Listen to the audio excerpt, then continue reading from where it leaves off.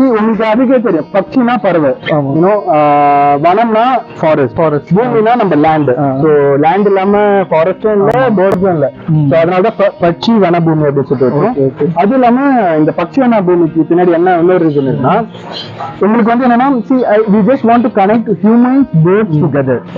So அப்ப இந்த பக்ஷி வனபூமி will help with that.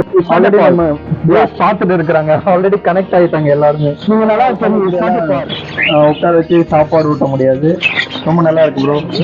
இப்போ இதுல நியர்லி வந்து 270 பார்த்தாலே தெரியும், 270 டாப்லயே இருக்கும்.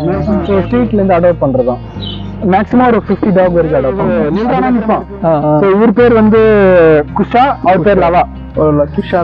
குஷாலவா 2 பேருமே மேல் தான். நின்றானே இப்ப போனா போவோம். விஷயம் எல்லாரும் வீட்லயும் இருக்கணும். ஒண்ணு மாடு, இன்னொன்னு கோழி, இன்னொன்னு முருங்கை மரம், இன்னொன்னு தென்னை மரம், இன்னொன்னு வாழை மரம். இது 5 இருக்கணும் ஒரு வீட்டுல.